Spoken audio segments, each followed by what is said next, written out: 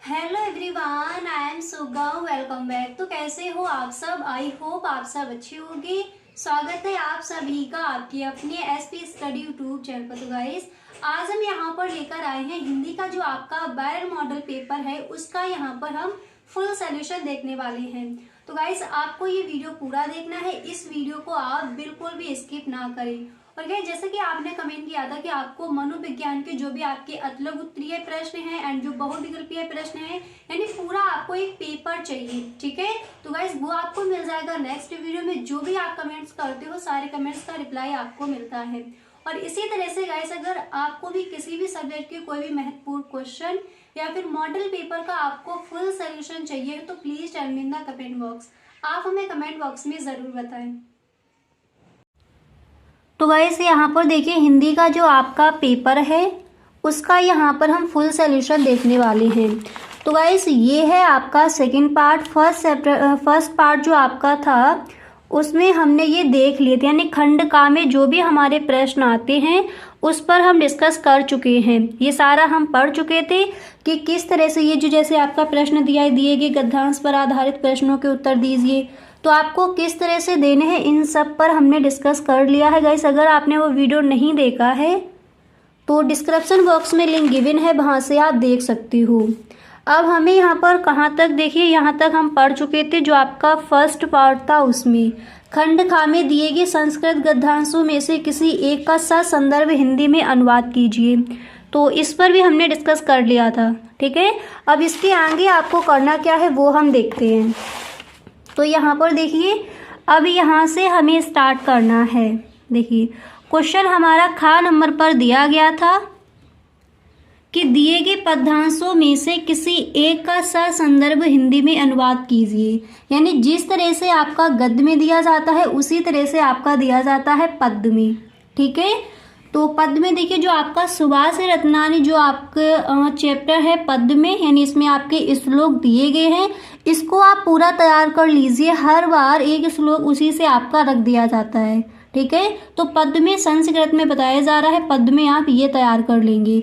इसके बाद आपका सेकंड क्वेश्चन क्या आता है, नेक्स्ट क्वेश्चन यहाँ पर दिया जाता है। देखिए इसके बाद अगला प्रश्न आपका पूछा जाएगा कि निम्नलिखित मुहावरों और लोकोक्तियों में से किसी एक का अर्थ लिखकर वाक्य में प्रयोग कीजिए, ठीक है। तो जैसे यहाँ पर आपके देखिए 4 दिए गए हैं।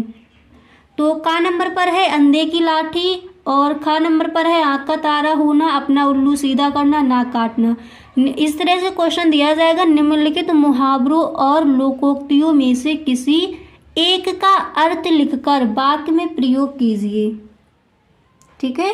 तो इनमें से किसी एक का आपको अर्थ लिखना है। जैसे मान लीजिए अंधे की लाठी होना, तो इसका अर्थ क्या हो जाएगा। देखिए गाइस, अगर आपने वो फर्स्ट पार्ट जो है आपने नहीं देखा है तो डिस्क्रिप्शन बॉक्स में लिंक गिवन है, वहाँ से आप देख सकते हो। क्लियर। तो अंधे की लाठी इसका अर्थ हो जाएगा एकमात्र सहारा होना। वाक्य प्रयोग अगर हम करें तो इस तरह से करेंगे, निराशा में प्रतीक्षा अंधे की लाठी है, ठीक है। इसके बाद यहाँ पर एक और देख लीजिए, ओके।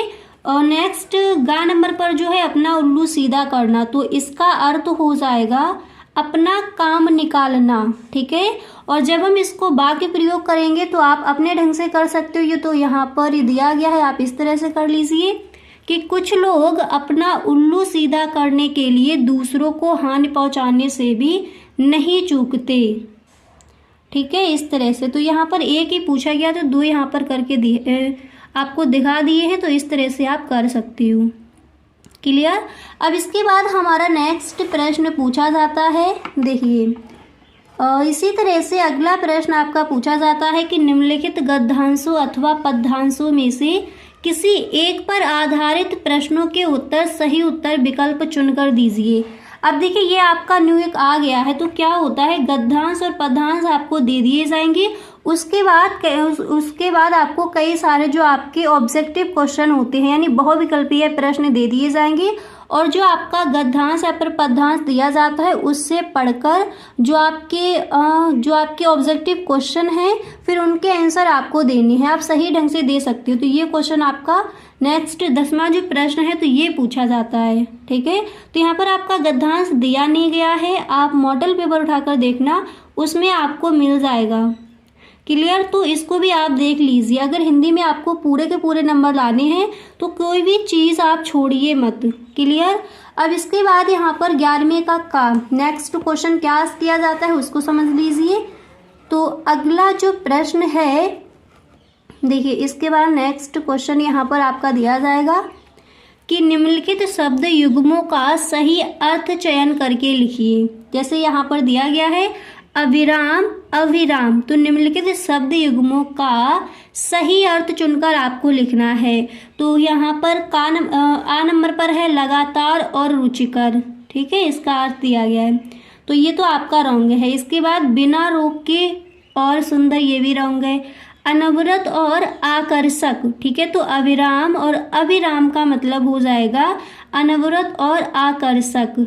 ठीक है, और यहाँ पर क्या था, सुंदर और आकर्षक। तो यहाँ पर 7 नंबर पर जो ऑप्शन है ये हो जाएगा आपका राइट ऑप्शन। क्लियर। इसी तरह से यहाँ पर खा नंबर पर आपका क्वेश्चन क्या है उसको देख लीजिए। तो देखिए, इसी तरह से यहाँ पर नेक्स्ट है कि निम्नलिखित शब्दों में से किसी एक शब्द के 2 अर्थ लिखिए। जैसे अक्ष, पूत, पश, योग। तो निम्नलिखित शब्दों में से किसी एक शब्द के आपको 2 अर्थ लिखने। तो यहाँ पर अक्ष दिया गया है, तो अक्ष का मतलब क्या होता है, आँख या फिर पासा, आत्मा, रथ की धुरी। तो यहाँ पर दिया गया है निम्नलिखित शब्दों में से किसी एक शब्द के 2 अर्थ। तो यहाँ पर आपको देखिए कितने दे दिए गए हैं, 1 2 3 4 दे दिए गए हैं। ठीक है, तो आपको 2 ही लिखने हैं वहाँ पर। क्लियर। तो नेक्स्ट क्वेश्चन इस तरह से पूछा जाएगा। इसके बाद देखिए अगला प्रश्न आपका ये पूछा जाता है कि निम्नलिखित वाक्यांशों के लिए सही शब्द का चयन करके लिखिए। ठीक है, निम्नलिखित वाक्यांशों के लिए, तो जिसकी कोई उपमा ना हो तो उसे हम क्या कहेंगे, अपरमेय कहेंगे, अद्वितीय कहेंगे, अनुपम कहेंगे या फिर विरूपम। तो निम्नलिखित वाक्यांशों के लिए सही शब्द चयन करके लिखे, तो जिसकी कोई उपमा ना हो उसे हम कहेंगे अनुपम। ठीक है, 7 नंबर पर जो ऑप्शन है यही हो जाएगा आपका राइट ऑप्शन। इसी तरह से नेक्स्ट है कि जिसका कोई अंत ना हो तो उसे क्या कहेंगे, असीम या फिर अनंत या फिर परम या फिर विस्तृत। तो जिसका कोई अंत ना हो उसे हम कहेंगे अनंत। ठीक है, 12 नंबर पर जो ऑप्शन है यही हो जाएगा राइट ऑप्शन। इसके बाद यहाँ पर देखिए नेक्स्ट क्वेश्चन आपको कौन सा तैयार करना है। घ नंबर पर देखिए प्रश्न यहाँ पर आपका दिया गया है कि निम्नलिखित में से किन्हीं 2 वाक्यों को शुद्ध करके लिखिए। ठीक है, तो यहाँ पर 4 दिए गए हैं, आपको 2 वाक्य शुद्ध करके लिखनी है। जैसे हमारे पूजनीय पिताजी ने कहा, तो यहाँ पर क्या रंग है अभी नीचे आपको बताया जाएगा। प्रधानाचार्य जी ने हस्ताक्षर कर दिया, मैं गृह कार्य कर लिया हूँ, आपको दवा लेना चाहिए। तो ये आपके थोड़े थोड़े रॉन्ग है, ये आपको एकदम सही ढंग से यानी शुद्ध करके लिखने हैं। तो निम्नलिखित में से किन्हीं 2 वाक्यों को आपको शुद्ध करके लिखना है। तो यहाँ पर देखिए 2 आपके शुद्ध करके लिख दिए गए हैं इस तरह से। जैसे यहाँ पर दिया गया था हमारे पूजनीय पिताजी ने कहा, तो हम इस तरह से लिखेंगे हमारे पूजनीय पिताजी ने कहा, यहाँ पर थोड़ा सा मिस्टेक था। इसके बाद आपको दवा लेना चाहिए, तो हम क्या बोलेंगे, आपको दवा लेनी चाहिए। ठीक है, तब ये हो जाएगा राइट। क्लियर, यहाँ तक समझ आ गया। अब इसके बाद यहाँ पर देखिए, अब इसके बाद यहाँ पर आप देख सकते हो अगला प्रश्न आपका क्या है। तो नेक्स्ट क्वेश्चन आपका पूछा जाता है 12वें का क्वेश्चन है कि श्रृंगार रस अथवा हास्य रस का स्थायी भाव के साथ उदाहरण अथवा परिभाषा दीजिए। तो देखिए श्रृंगार रस हम किसे कहेंगे, बहुत ही इजी इसकी डेफिनेशन है, एकदम सही ढंग से यहाँ पर आप इसको तैयार कर लीजिए। तो देखिए आप इस तरह से लिखोगे कि नायक और नायिका के मन में संस्कार रूप में स्थित रत या प्रेम जब रस की अवस्था को पहुंचकर आस्वादन के योग्य हो जाता है तो वह श्रृंगार रस कहलाता है। ठीक है, इस तरह से आप इसकी डेफिनेशन लिख कर आओगे। याद होगी, एक बार दोबारा से पढ़ लीजिए। देखिए, नायक और नायिका के मन में संस्कार रूप में स्थित रति या प्रेम जब रस की अवस्था को पहुंचकर आस्वादन के रूप में हो जाता है तो वह श्रृंगार रस कहलाता है। ठीक है, इस तरह से आप लिखोगे। अब इसके बाद देखिए, इसमें स्थायी भाव आपका क्या था? श्रृंगार का स्थायी भाव रति है। ठीक है, इसके बाद उदाहरण देखिए, इसका एग्जाम्पल बहुत ही ईजी यहाँ पर बताया है, याद कर लीजिए। मेरो तो गिरधर गोपाल दूसरो ना कोई, जाके सिर मोर मुकुट मेरो पति सोई। ठीक है, ये आप याद कर लीजिए, बहुत ही ईजी है। तो श्रृंगार रस क्लियर हो गया। इसके बाद देखिए, अगला प्रश्न आपका ये पूछा जाता है। देखिए यहाँ पर नेक्स्ट क्वेश्चन आपका पूछा जाएगा कि यमक अलंकार अथवा भ्रांतिमान अलंकार का लक्षण और उदाहरण लिखिए। ठीक है, तो पहले लक्षण देखिए। और यहाँ पर देखिए यमक अलंकार बताया गया है। ठीक है, अथवा में दिया गया, एक ही आपको करना है। तो यमक अलंकार की परिभाषा क्या हो जाएगी उसको समझते हैं। तो आप लिखोगे कि यमक का अर्थ है युग्म या जोड़ा। ठीक है, ये आपको पता है। इसके बाद आप लिखोगे इस प्रकार जहाँ एक शब्द समूह का एक से अधिक बार प्रयोग हो किंतु उसका अर्थ प्रत्येक बार भिन्न यानी अलग हो, वहाँ यमक अलंकार होता है। किस तरह से लिखोगे, एक बार दोबारा से समझिए। देखिए, यमक का अर्थ होता है युग्म या फिर जोड़ा। ठीक है, युग्म का मतलब होता है जोड़ा। तो इस प्रकार देखिए, जहाँ एक शब्द समूह का एक से अधिक बार प्रयोग हो किंतु उसका अर्थ प्रत्येक बार अलग हो, वहाँ होता है यमक अलंकार। जैसे एग्जाम्पल, इसका उदाहरण देखिए। इसका उदाहरण आप इस तरह से लिखोगे कि खग कुल कुल कुलसा बोल रहा, किसलय का अंचल डोल रहा।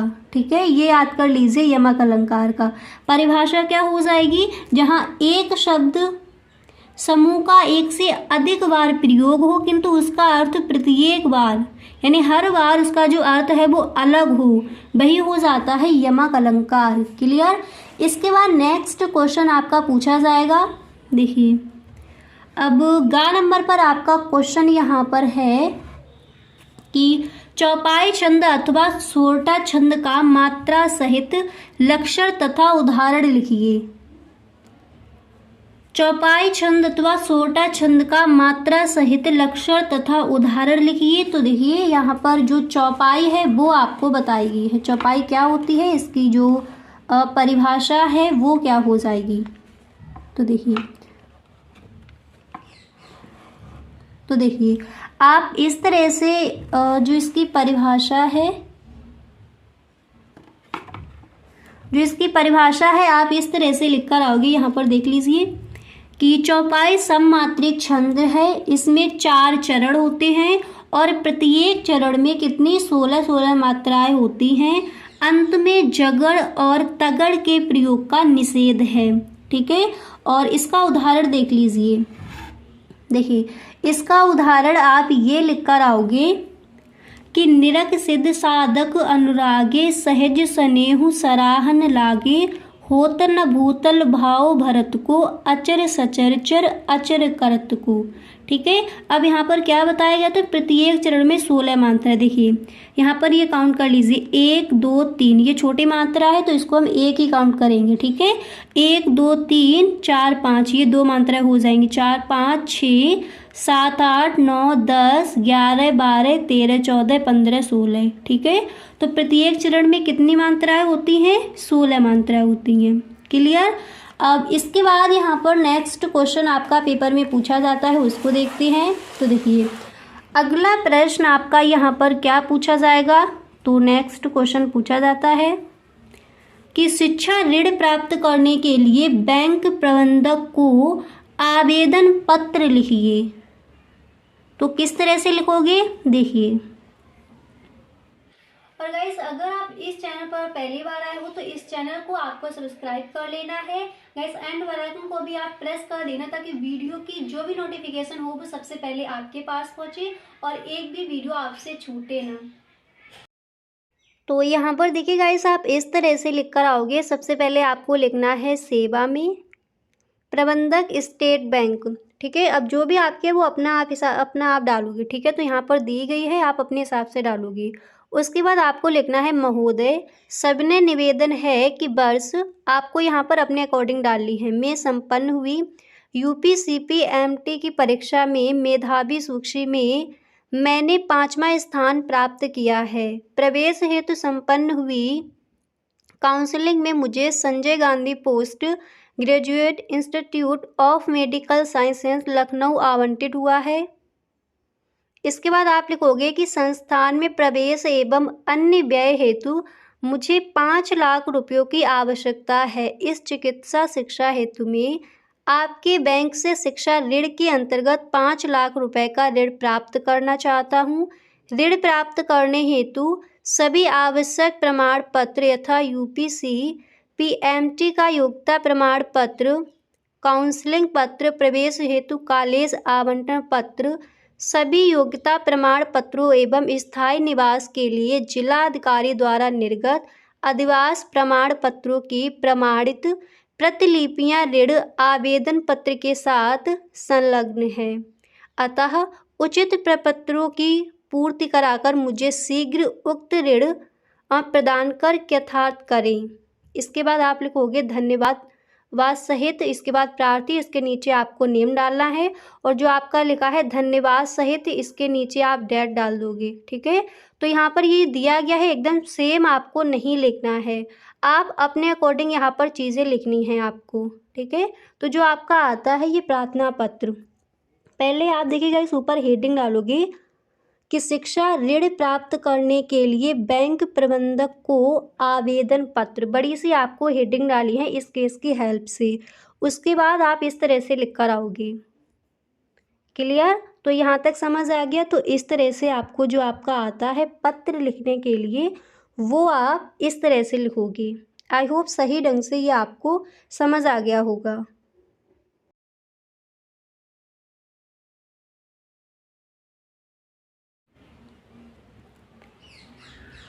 अब इसके बाद यहाँ पर देखिए, आपने देख लिया कि शिक्षा ऋण प्राप्त करने के लिए बैंक प्रबंधक को आवेदन पत्र उस तरह से लिखना है। इसके बाद यहाँ पर देखिए नेक्स्ट क्वेश्चन आपका ये पूछा जाता है कि निम्नलिखित विषयों में से किसी एक पर अपनी भाषा शैली में निबंध लिखिए। ठीक है, तो कई सारे स्टूडेंट्स का ये छूट जाता है, तो पेपर आप जब देने जाओगे तो थोड़ा वहाँ पर आपको फास्ट लिखना है। हैंड राइटिंग पर भी आपको अपना ध्यान देना है और थोड़ा फास्ट लिखेंगे ताकि पेपर आपका छूटे ना। ये भी आपको बाद में लिखना है, थोड़ा बड़ा करके भी लिखना है, थोड़ा लॉन्ग में इसको। ठीक है, तो देखिए यहाँ पर भाषा शैली में आपको निबंध लिखना है, तो याद कर लीजिए पर्यावरण संरक्षण की आवश्यकता, इस पर याद कर लीजिए। नई राष्ट्रीय शिक्षा नीति, इस पर याद कर लीजिए। मेरे प्रिय कब, ये भी कई बार पूछा जाता है। भारतीय कृषकों की समस्या एवं समाधान या फिर शिक्षा में खेल कूद का महत्व, तो ये आपको निबंध तैयार कर लेनी है। तो जो आपका हिंदी का पूरा पेपर है यहाँ पर आपको बता दिया गया है कि किस तरह से आपका जो पेपर है वो आता है और किस तरह से आप वहाँ पर सॉल्व करके आओगे। क्लियर? तो गाइस आज के लिए बस इतना ही। अब मिलते हैं नेक्स्ट वीडियो में। अगर सच में आपको ये वीडियो अच्छा लगा है तो आप इस वीडियो को एक लाइक ज़रूर कर दें। Okay, thank you so much.